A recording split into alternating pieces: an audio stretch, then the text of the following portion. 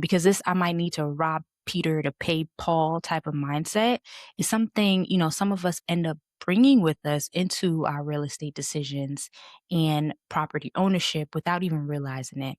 And I don't want that for us. I don't want that for me. I don't want that for any of my friends who own property. So, is there anyone else who looks at their banking app every so often and just whispers a soft, "Where the does my money go?" We're not being reckless or irresponsible, but somehow, no matter what, even when we plan, there comes a moment when you know that something is going to come up short during that month because the math, it should be mathing and it's not. And we don't know how it just ends up working like that. In that moment, that feeling is exactly what this video is about. Hey, I'm Laurel, and for the past 5 years, I've worked in private real estate lending, helping real estate investors with their property loans, helping them understand risk, and helping them create new paths of ownership every single day. And yet, my own finances, they continue to feel a little tight in a way that I can't fully explain or even that I'd love to admit. So, every week or so, like many of us, I sit down, I do my budget, I look at my income, my expenses, I make sure exactly what's coming in and what should be going out. It may not be exactly every time. I realize that there's a moment that comes up and I'm just like, okay, I'm going to be a little short here. So I'm going to have to lean into my side hustle a little bit more. So I do graphic design. I'm also a notary public loan signing agent. If I could just make my schedule work for it. And it's great. It's all love. Like I find I love doing a lot of different things. I love being creative and being a Jacqueesha of all trades. But then comes the second realization, and that's, did I miscount somewhere? Did I miss something? Like, what am I not paying attention to? Like, am I going to need to do a little recount? Like, what's happening? So right now I'm trying to figure out how I'm going to make sure that all of this gets paid at the time that it needs to get paid. And at that point, it's not even a panic.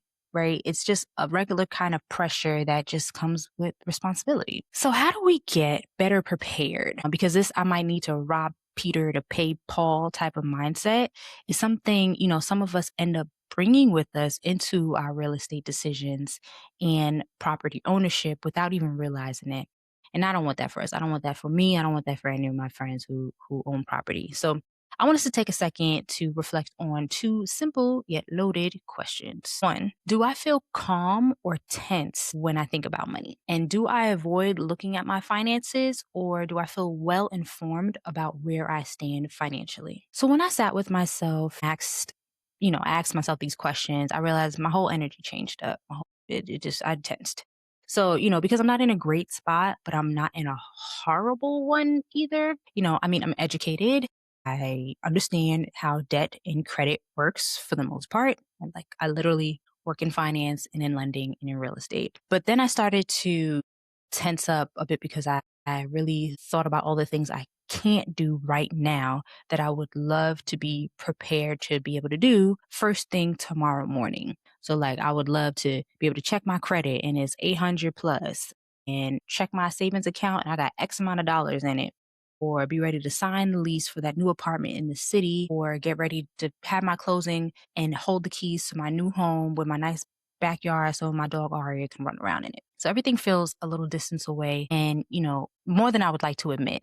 Owning property feels like it's just sailing away, just sailing away. But we're going to work on that. So, this gap between what we know and what we're experiencing currently, it creates this shame, and we don't want to talk about it. Like many of us don't want to admit it, or even especially those who work in real estate. Like a lot of real estate professionals don't own their own homes just yet. So it's not like everything's actually on fire right now. So many of us, we're just not even asking anyone for help. We're just doing this silently by ourselves. I start to think once I start to make a little bit more money, I'll be able to da da da. Once the season passes, and I could probably blah blah blah. Or once everything slows down a bit, I'll be able to da da da. And thankfully, when those extra funds come, when the season passes, and we finally get a little breaky break, we end up finding ourselves back at the beginning.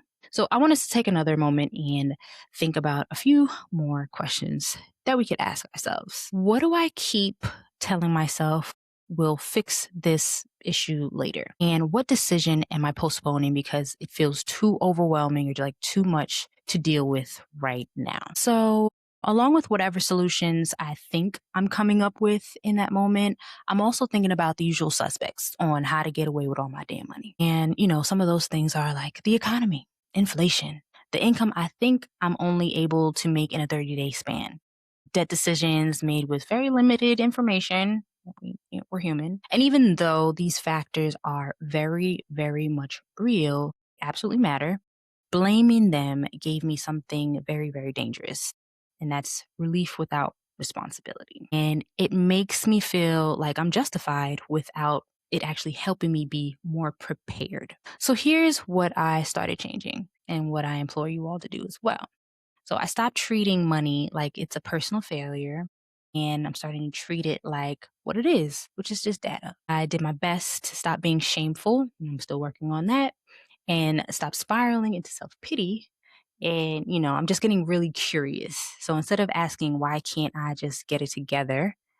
I'm going to start to ask, where am I leaking or wasting my energy and my money? What am I avoiding looking at? Or even what conveniences am I paying for instead of focusing on what actually aligns with me now? And as I did, and like I mentioned, I'm still doing this, I started to notice some different patterns of mine. I'm like emotional spending because I deserve this. And, it's every once in a while. I'm not doing this often.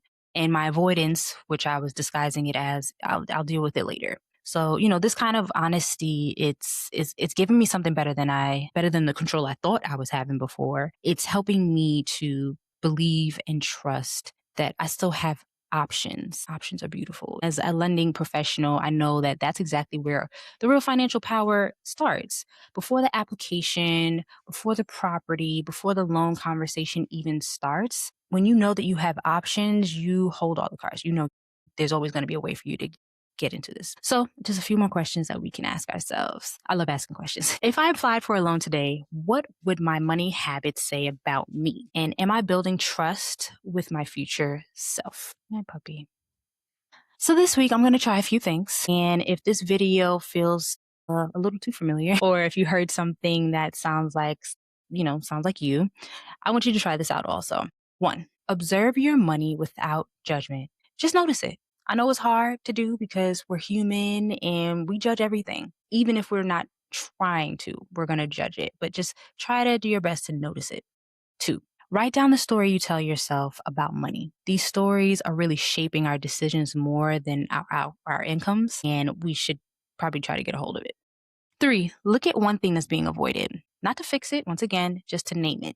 I know it's like looking at it, like it makes it real. And once you see it, then it's going to be on your mind, but we can't avoid these things forever. We need to take hold of it. And four, ask a better question. Not what's wrong with me, but what am I afraid to see? Whether this is something that's for the present or it might even be for the future. So I obviously don't have everything figured out. I'm still investigating myself, adjusting and relearning things about my financial health. But I love that I'm starting to ask better questions so I can change how I move through my money, with lending, with ownership, and different conversations. So if this video made you feel seen, that's good. Welcome.